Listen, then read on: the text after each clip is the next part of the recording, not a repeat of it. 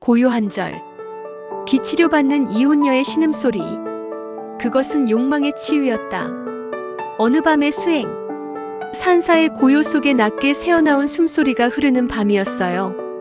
이 부위에 기가 심하게 막혀 있네요. 좀 더 깊은 치료가 필요합니다. 기치료사의 손이 제 등을 따라 천천히 내려가며 부드럽게 누르자 갑자기 몸이 떨리기 시작했어요. 이상한 열기가 척추를 타고 온몸으로 퍼져갔고 손끝에서 전해지는 압력은 어느새 제 깊은 곳의 감각들을 깨우고 있었어요. 그의 손이 민감한 부위를 누를 때마다 전류처럼 짜릿한 감각이 밀려와 나도 모르게 깊은 신음소리를 지르고 말았어요. 갑자기 터져나온 제 목소리에 저 자신도 놀랐어요. 컵. 저도 모르게 새어나온 신음에 당황했지만 기치료사는 마치 예상했다는 듯 미소를 지었어요. 자연스러운 현상입니다. 영적 에너지가 흐르기 시작했다는 증거죠. 더 풀어드릴게요. 그의 손이 다시 움직이기 시작했고 저는 눈을 감았어요. 불교의 수행이라고 생각하며 시작했던 기치료는 이제 뭔가 다른 것으로 변해가고 있었어요. 제가 멈춰야 한다고 알면서도 멈출 수 없었던 이유는 무엇이었을까요? 지금부터 제가 겪었던 얘기를 해드릴게요. 외로움의 그늘. 요즘은 그냥 울컥할 때가 있어요. 이혼한 지 벌써 4년이 지났네요. 처음엔 정말 홀가분했어요. 아무 눈치도 안 보고 늦잠도 마음껏 자고 가끔은 냉동만두 하나로 저녁을 때워도 뭐라 할 사람이 없었으니까요. 하지만 그렇게 혼자 먹고 혼자 자고 혼자 숨 쉬는 시간이 쌓이다 보니 그건 더 이상 자유가 아니더라고요. 그저 비어 있었어요. 몸도 마음도. 매일 밤 샤워를 마치고 욕실 거울 앞에 서면 문득 제 몸을 바라보게 돼요. 이 정도면 아직 괜찮은 거지. 수건으로 물기를 닦아내며 어깨선을 살펴보고 허리를 옆으로 돌려보고 배에 손을 얹어 가볍게 누르기도 해요.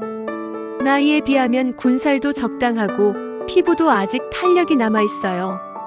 그래, 아직 망가진 건 아니야. 혼잣말이 절로 나오죠. 내 몸을 스스로 다독이는 기분이랄까요?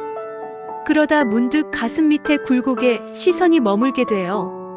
이 몸을 예쁘다고 말해줄 사람, 이 나이를 통째로 안아줄 누군가가 있으면 좋겠다는 생각이 들어요. 어디선가 그런 사람이 다가와서 당신 정말 아름답네요. 그런 말을 해줬으면 좋겠다는 어쩌면 바보 같은 상상이 저도 모르게 피어나요. 산속 템플스테이, 새로운 시작. 그러던 어느 날 회사 동료가 보내준 링크를 무심코 클릭했어요. 마음을 쉬게 하는 산중 사찰 템플스테이 마이너스 청운사. 퇴근 후 텅 빈 집에 돌아와 혼자 술잔을 기울이다가 문득 그 링크가 떠올랐어요. 가보자. 뭐 어때? 더 나빠질 일은 없잖아. 다음 날 바로 휴가를 냈고 가방 하나 달랑 들고 청운사로 향했어요. 마음을 쉬게 할 수 있기를, 그리고 어쩌면 뭔가 달라진 나를 발견할 수 있기를 바라면서요. 도착했을 때 절은 생각보다 작고 허름했어요. 그래도 절 뒤로 펼쳐진 울창한 산과 맑은 공기, 흐르는 계곡 소리에 마음이 차분해졌어요. 마당에는 중년 여성들이 가방을 든 채 두리번거리고 있었죠. 그때 기치료사가 다가오셨어요. 키는 175cm 정도로 적당했고 단정하게 깎은 머리와 깨끗한 승복이 인상적이었어요. 무엇보다 눈가가 온화하게 휘어지며 웃는 모습이 왠지 모르게 마음을 편안하게 만들었어요. 이곳은 정식 스님이 계신 절은 아니지만 템플스테이를 위해 정식으로 등록된 업체입니다. 그는 친절하게 설명했어요. 저는 이곳에서 명상 지도와 기치료를 담당하고 있습니다. 산속 절은 고요합니다. 고요 속에 사람은 자기 마음의 소리를 듣게 되지요. 그 말이 왜 그렇게 가슴을 울렸는지 모르겠어요. 마치 제가 무너지려는 걸 미리 알아챈 것 같았어요. 위험한 손길의 시작. 며칠 지나자 기치료사의 행동이 달라졌어요. 유자차를 건네며 손끝을 일부러 오래 대시거나 예불 후에 제 어깨를 가볍게 눌러주시기도 했죠. 처음엔 긴장됐지만 이상하게 따뜻했어요. 그런 손길이 그리웠나 봐요. 기치료사는 제 이혼 이야기, 혼자 지내는 외로움에 관한 이야기를 진심으로 경청해 주셨죠. 윤희님 부처님께서는 모든 고통은 집착에서 비롯된다고 하셨습니다. 외로움도 사실은 과거의 기억에 대한 집착이죠. 그 집착을 내려놓는 연습을 하면 마음이 차차 가벼워질 겁니다.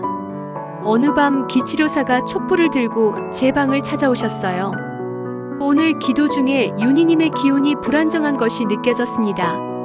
혹시 허락하신다면 기치료를 해드리고 싶습니다. 기의 흐름이 막히면 마음도 함께 막히거든요. 기치료라는 이름의 유혹. 그의 제안이 이상하게 느껴지면서도 한편으론 너무 자연스럽게 들렸어요.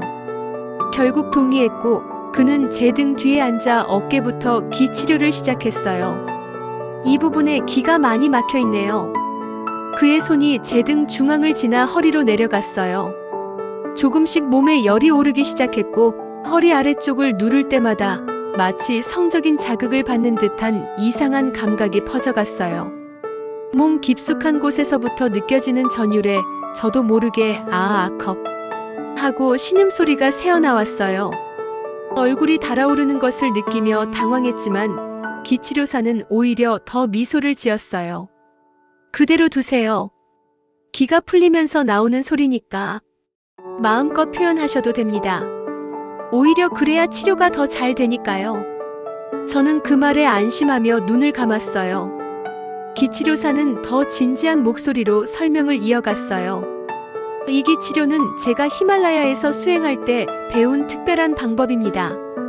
특히 중년 여성분들은 척추 아래쪽과 하복부에 기의 정체가 많이 일어나거든요. 그의 손이 더욱 깊게 제 허리 아래로 이동했어요. 이 부위는 여성의 생명력과 욕망의 에너지가 모이는 곳이라 특히 꼭 기치료가 필요합니다. 억눌린 감정을 자유롭게 표현할수록 치료 효과가 빨라져요. 기치료사의 손길이 특정 부위를 누를 때마다 몸속에서는 파도처럼 쾌감이 밀려왔고 참을 수 없는 신음소리가 나왔어요. 평소라면 부끄러웠겠지만 기치료라는 이름 아래 자연스럽게 느껴졌어요. 그렇게 편안하게 더 깊이 느껴보세요. 자연스러운 반응이에요. 기가 풀리면서 나오는 소리니까요.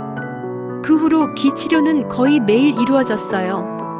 처음과 달리 이제는 몸에서 느껴지는 강한 쾌감에 자연스레 반응하게 되었어요.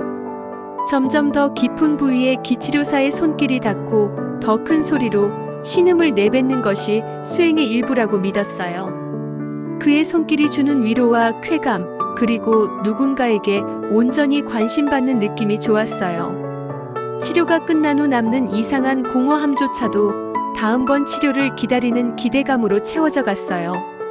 의심스러운 공양금 요구. 어느 날 기치료사는 심각한 표정으로 저를 불렀어요. 윤희님의 영적 에너지가 매우 특별합니다. 이런 분이 우리 사찰에 오신 건 큰 인연이에요.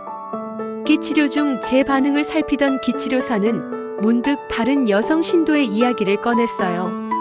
지난달 왔던 김 여사님은 정말 놀라운 치유 경험을 하셨어요. 처음엔 윤희님처럼 기의 흐름이 막혀 있었는데 몇 주 만에 완전히 달라지셨죠. 물론 그분은 매주 300만 원 이상 정진 공양금을 내셨으니까요. 그만큼 마음이 진실했던 거겠죠. 기치료사의 말에 순간 불편함이 느껴졌지만 다른 여성이 그토록 깊은 치유를 받았다는 생각에 묘한 경쟁심이 일었어요. 나도 그런 경험을 할 수 있을까? 그리고는 기치료사가 조용히 말을 이었어요. 사실 저희절이 경제적으로 어려움을 겪고 있습니다. 더 많은 사람들에게 불법을 전파하고 윤희님과 같은 분들을 도울 수 있는 더 넓은 공간이 필요한데 만약 윤희님께서 정진 공양금을 보시해 주신다면 더 많은 이들에게 이런 치유의 기회를 드릴 수 있을 거예요. 그리고 윤희님의 치유도 더 깊은 단계로 나아갈 수 있고요. 실은 지난번 기치료 때 느끼셨던 그 감각, 그건 시작에 불과합니다. 기치료사는 마치 비밀을 알려주듯 목소리를 낮추었어요. 지난번 왔던 박 여사님은 꽤 큰 공양금을 내셨어요. 그분은 기치료 중에 정말 강한 에너지 해방을 경험하셨죠. 치료실 밖까지 소리가 들릴 정도로요. 그만큼 깊은 치유가 이루어졌다는 증거였습니다. 마음 한편에서는 의심이 들었지만 제가 받은 위로와 안정감, 그리고 다른 여성들이 경험했다는 그 특별한 치유에 대한 호기심이 커졌어요. 게다가 다른 여성들보다 뒤처지고 싶지 않다는 생각도 들었어요. 공양금이 많을수록 불보살님의 가피가 크게 내립니다. 윤희님의 업장을 빨리 소멸시키기 위해서는 진심 어린 정진이 필요하지요.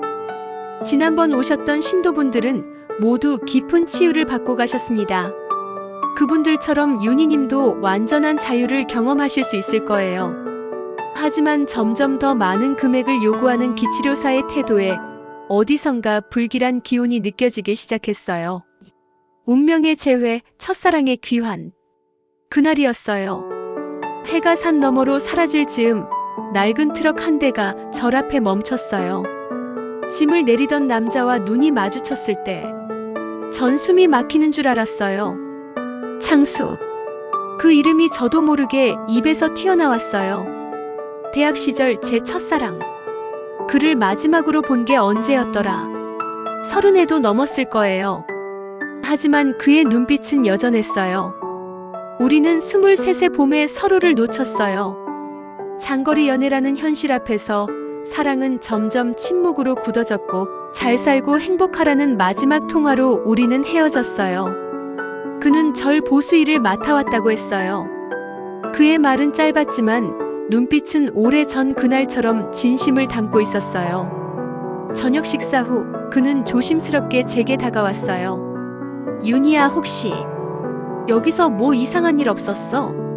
진실이 드러나는 순간 며칠 뒤 창수가 저를 찾았어요. 윤희야, 미안한데 나 이 절에 대해 좀 조사해봤어. 창수는 절 공사를 오래 해온 목수였어요. 근처에서 함께 일하던 다른 목수가 기치료사에 대해 조심스럽게 입을 열었다고 했어요.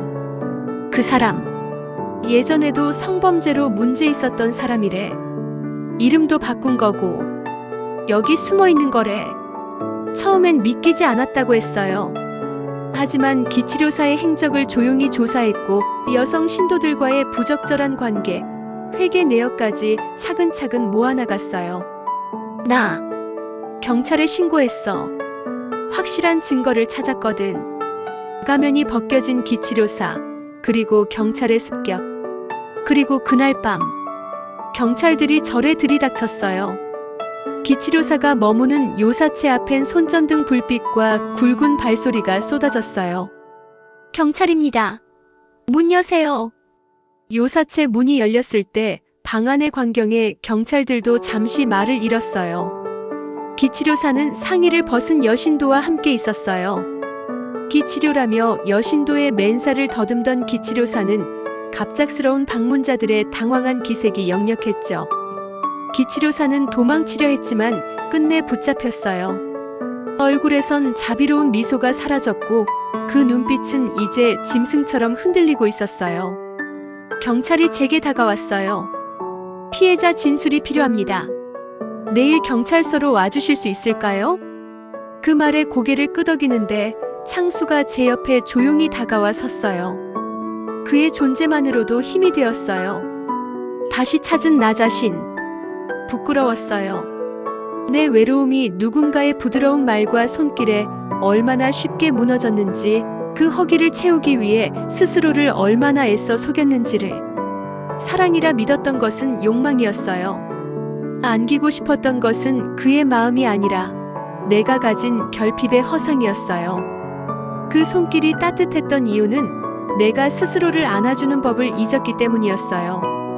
제게 믿음이라 부여졌던 것들이 무너진 자리엔 상처와 후회, 그리고 희미한 희망이 공존하고 있었어요. 윤희야.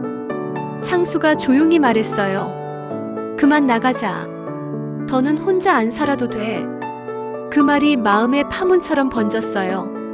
아주 오래전 그와 헤어진 날 이후로 한 번도 누군가의 우리라는 말에 설레 본 적 없었거든요. 그날 저녁 절 앞 느티나무 아래 나란히 앉은 우리는 아무 말 없이 노을을 바라봤어요. 손끝이 살짝 스쳤지만 어느 누구도 피하지 않았어요. 그 짧은 접촉이 언젠가 다시 손을 꼭 잡게 되리라는 예고처럼 느껴졌어요. 그리고 저는 알았어요. 이제 다시는 누군가의 허락 없이도 제 감정을 믿어도 된다는 걸. 다시는 외로움 때문에 무릎 꿇지 않겠다는 걸. 고요한 절을 떠나는 날 햇살이 유난히 따뜻했어요. 절의 문을 나서며 저는 마음속으로 작게 속삭였죠. 이제야 정말 나를 살아보려 해. 주인공을 응원한다면 구독과 좋아요 부탁드려요. 잠깐. 다음에도 자전거 동호회, 독서 동호회, 등산 동호회 등에서 20대와 다르지 않는 중년의 뜨거운 욕망, 사랑 질투 이야기를 놓치고 싶지 않다면 지금 바로 구독과 좋아요를 눌러주세요.